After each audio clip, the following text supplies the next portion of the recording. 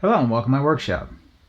So we're getting back on the Ford F-150, and what we're going to be working on now is the interior and getting some electronics done. I'm hoping to get pretty far on this, so let's get started.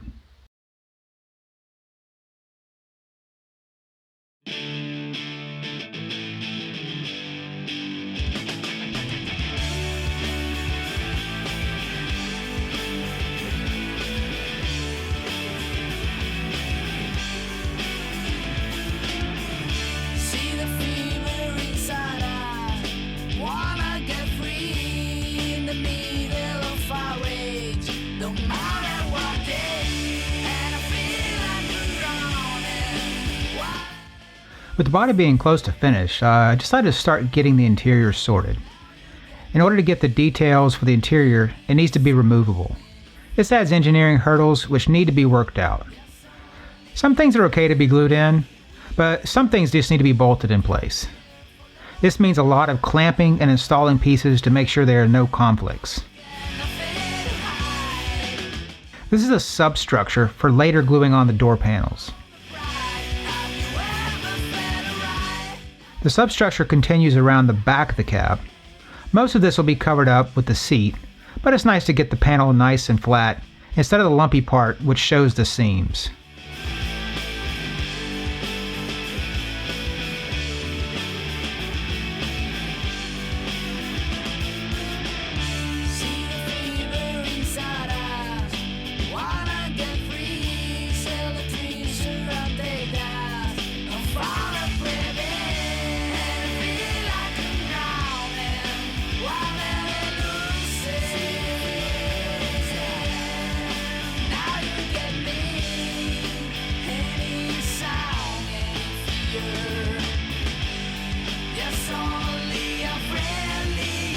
As mentioned once before, getting the dash installed means creating a portion which is thick enough to sink a screw into.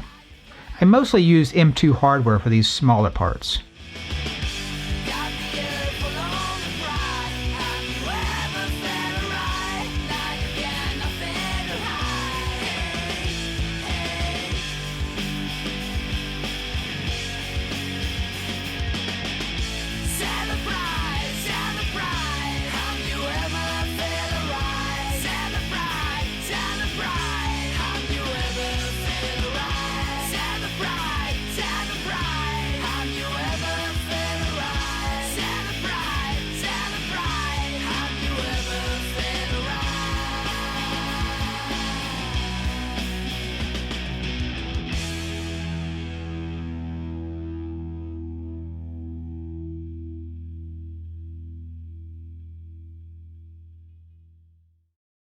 The dash for the real truck has an AC unit which is mounted to a panel connected to the bottom of the dash.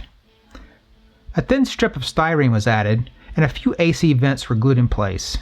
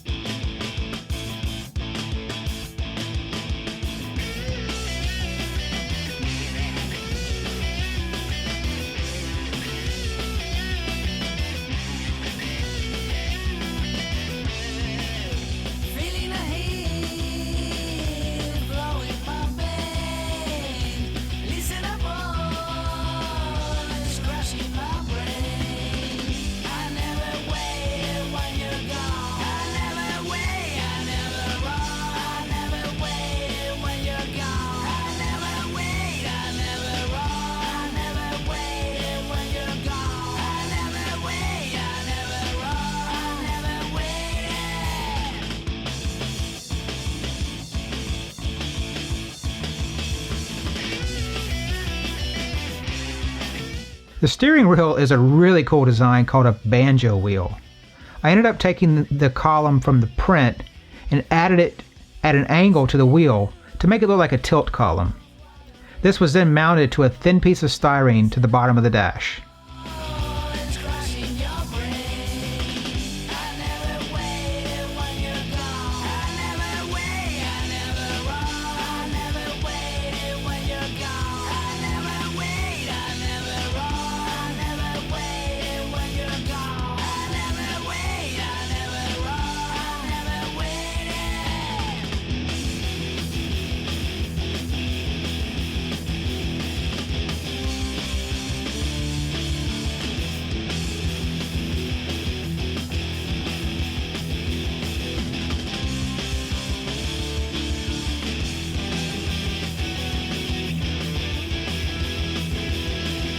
Since I made the supports to attach to the running boards, I couldn't drop the interior in straight from the bottom.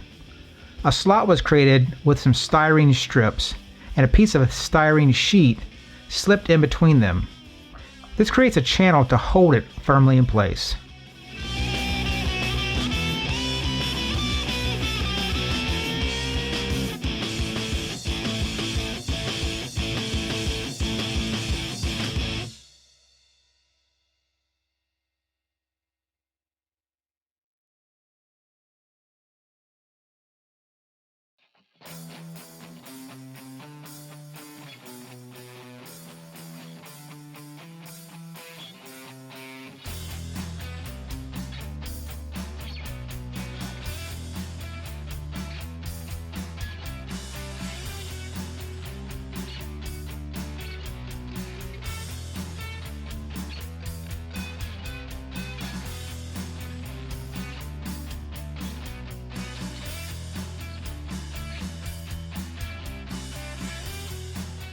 The last major piece to be created for the interior is the seat. I tried my hand at designing one in Fusion 360, but I am not at the level to pull this off yet. I started thinking about it and decided a vacuum form part would be easier and more sturdy. I'm creating the bottom and back of the bench seat from chunks of MDF.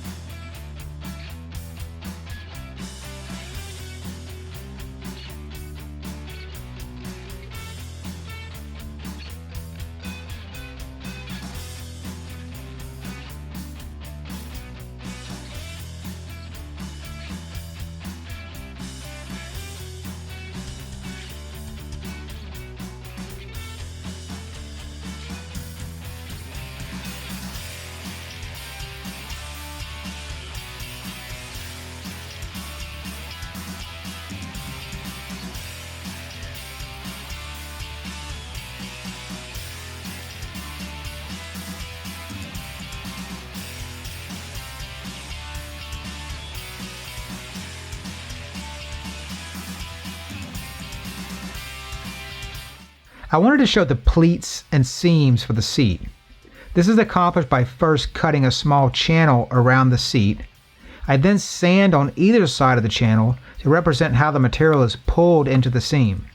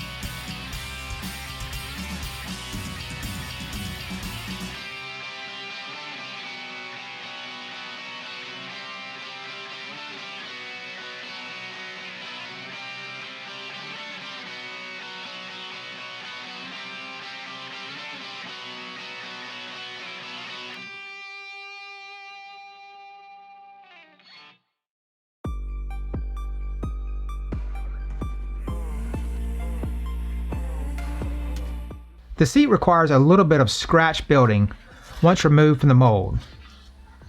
First is to add a flat piece across the back. I then did to make a seat base to attach the bottom of the seat.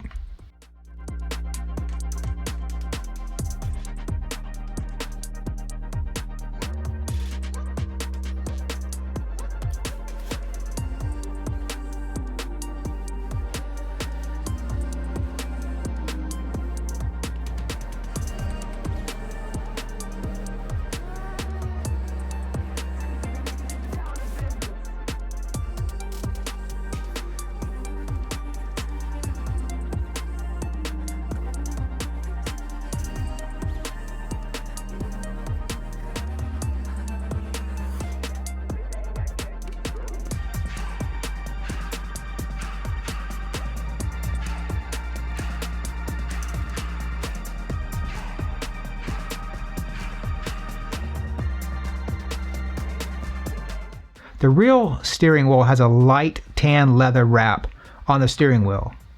This matches the light tan interior pieces of the rail truck. I just mixed up a custom color and painted the wheel on top of a silver paint. This was followed by some chrome paint on the horn and pieces attaching the wheel to the hub.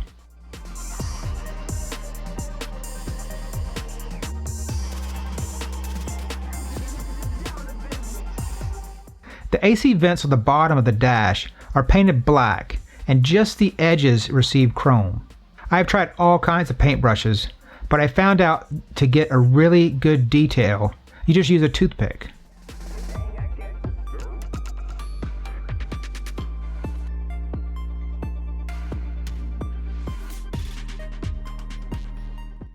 The dash turned out great the second time.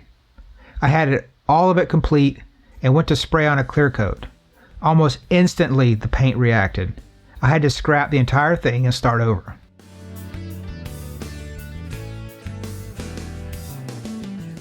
The door panels were 3D printed to match the real truck.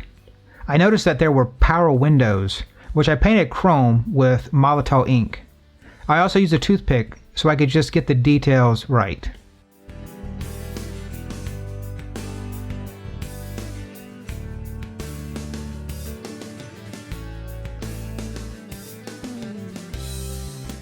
The last part was to add a chrome handle with some CA glue.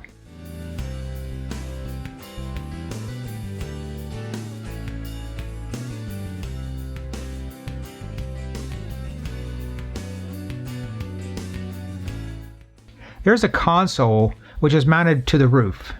It has a few switches and a few panels. I decided to use a spare vacuum form panel to get the curve right. The console was scratch built and sanded down smooth. With a piece like this, I don't worry too much with getting each piece straight and square. It's very hard to make these pieces, so I just get it close and adjust with sanding and filler.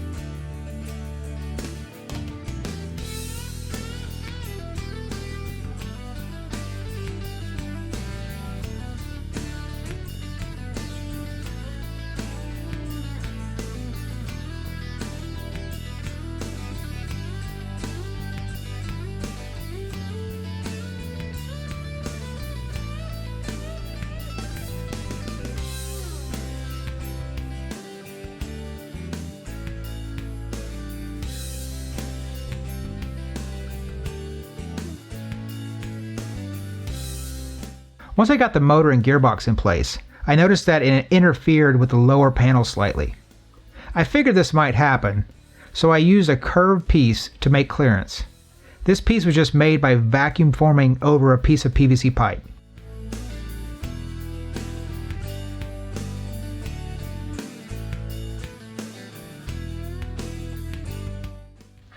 I also messed this piece up once. I wanted to add flocking, but I only had gray on hand. I figured I would just do a light dusting of tan to get it to the right color.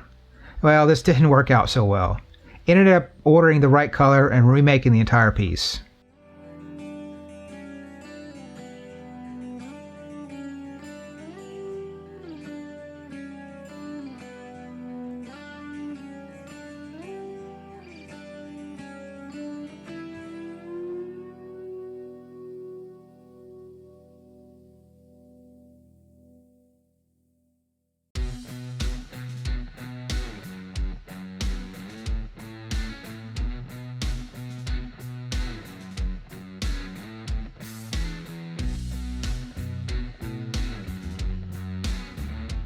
I kept the ESC and motor simple with a Hobbywing brushless system. Everything was able to tuck up into the front and make it nice and simple. I went with a Spectrum DX5 for the radio and receiver. I also took time to shorten up the receiver wires. If you don't have one of these crimp tools, you really should get one. I have a set of the ends for both the receiver connectors and JST connectors.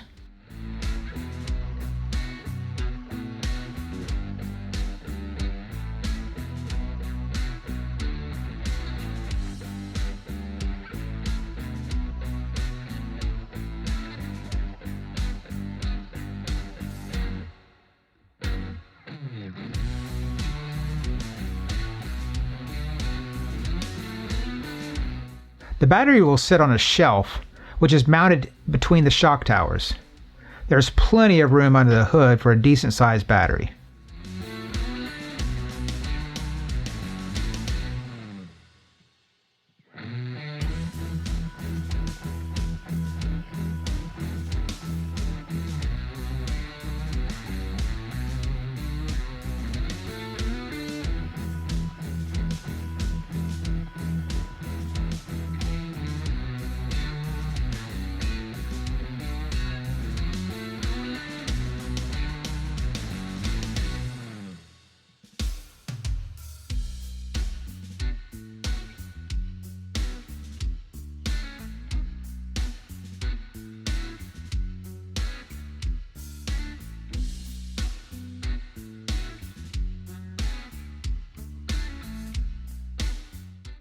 I used some E6000 to glue in the headlights and markers. I've tried several other glues in the past, but the E6000 tends to work the best and keeps from fogging up the clear plastic.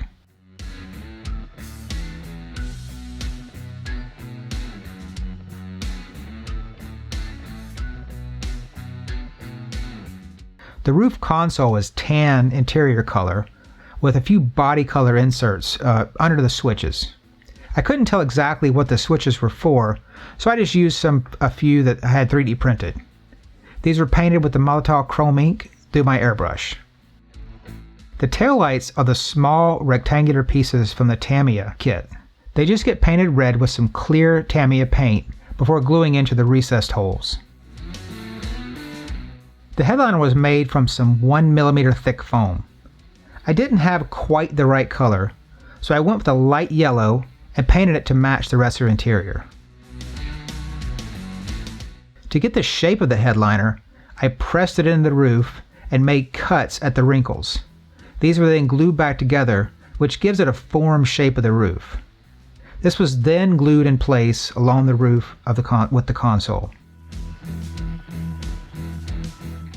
So the dash is bolted up into the cab next. It becomes a tight fit to get all in, but it does fit.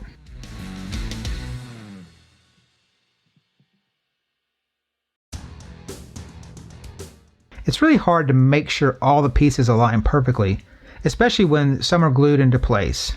As I wanted to wait till things were all painted to glue them in, sometimes things just don't line up. It was really tight squeezing in the seat past the armrest. I was able to get it in. I just hope I never have to get it out.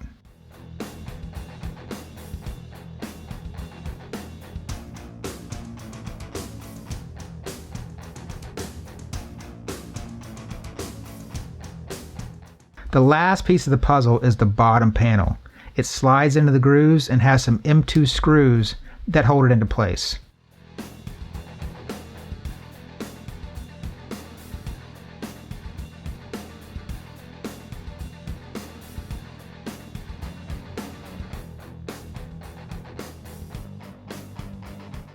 The truck is really getting to the final phases. The first step is to bolt on the running boards. The cab is attached to the bed, but having the running boards connect them really strengthens up the entire truck.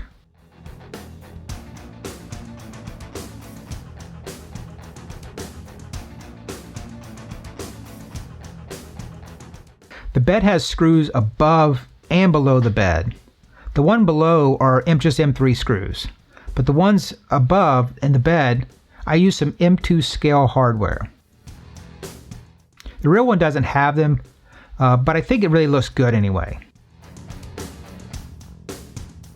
The handles, wipers, and mirrors are all chrome with the Molotow ink. These are then glued into place with mostly CA glue, but sometimes E6000.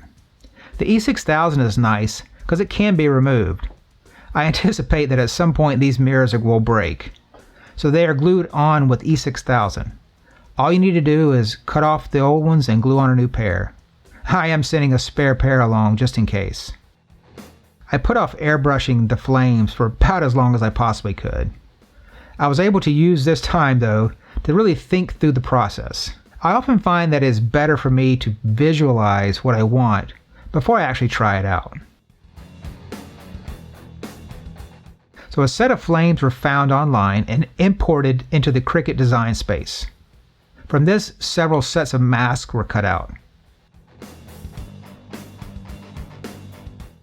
The real truck has this purple, green, yellow, and orange color that fades from the base to the tip of the flame.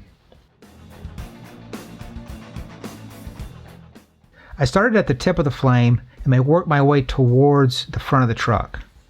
The last color was slightly darker and a little more orange in color than the body. This was dusted on from a good distance away to create like a fog effect. This was extremely nerve-wracking because one overpull of the trigger and the pattern moves from fog to full paint.